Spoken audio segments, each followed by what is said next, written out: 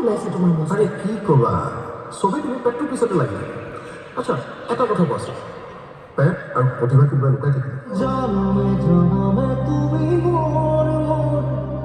খয়নে সপোনে তুমি বুকুৰ লিখিলো এই কাহিনী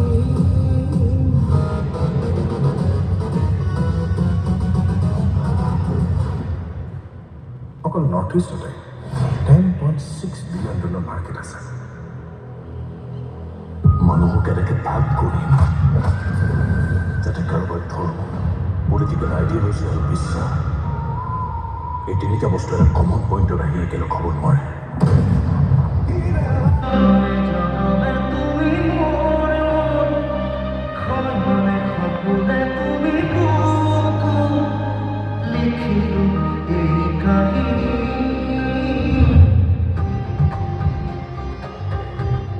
সকলো বছৰ ক্ষমা প্ৰাৰ্থী যিহেতু আমি সময়তকৈ অলপ দেৰিকৈ আহিবলগীয়া হ'ল আমাৰ এটা সৰু দুৰ্ঘটনা এটা হোৱাৰ কাৰণে অলপ টাইমৰ ইফাল সিফাল আছে তাৰ কাৰণে যাতে আপোনালোকে বেয়া নাপায় আৰু ভাল লাগিছে যে আমাৰ কাৰণে ইমান দেৰি ৰৈ আছে আৰু আমি এটা বিশেষকৈ ভাল লাগিছে যে DPS Jorhat it is joying entertainment ফিল্মছৰ ছেকেণ্ড মুভি আৰু ইয়াৰ আগতে শ্ৰী ৰঘুপতি প্ৰসাদ এখন আৰু খুব ভাল লাগিছে এটা সুন্দৰ যতীন দাই ক'লে নৱপ্ৰজন্মৰ নৱাগত এটা টীম খুব সৰু সৰু ল'ৰা আজিকালি যেনেকৈ আগৰ মিলেনিয়াম যুগ আছিলে এতিয়া জেন জি আমিতো জেন জিতে পৰিম আৰু জেন আলফা গোটেইকেইটা আজিৰ জেনেৰেশ্যনৰ এখন চিনেমা ট্ৰেইলাৰ চাই চাগে গমেই পাইছে খুব এনেকুৱা পেনপেনাই বা পেঘেনীয়া একো এটা চৰিত্ৰই নাই প্ৰত্যেকটো বস্তুৱে খুব সুন্দৰকৈ স্পষ্টভাৱে আৰু খুব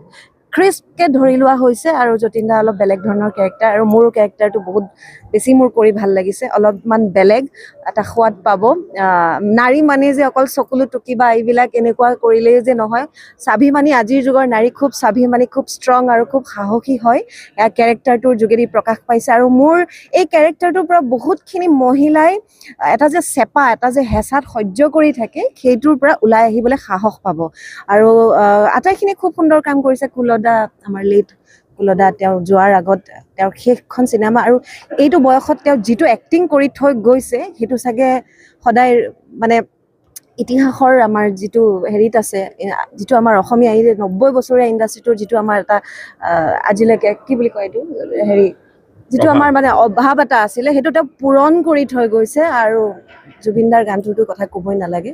আমি খুব ধুনীয়াকৈ কৰিবলৈ চেষ্টা কৰিছোঁ সকলোৱে বহুত কষ্ট কৰিছে আৰু কমল লোচনৰো খুব ধুনীয়া এটা কেৰেক্টাৰ আৰু ভিলেইন হিচাপে মানে ফালি দিছে আৰু গেটআপে চাব নেকি আৰু যতীনদাৰটো ক'বই নালাগে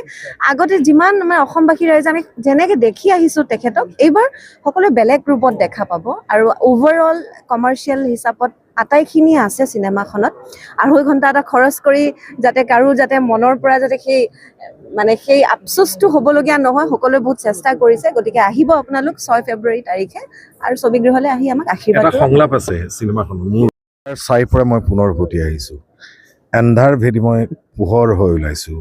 এইবাৰ এই যুঁজ ৰজাৰ বাবে নহয় এই যুঁজ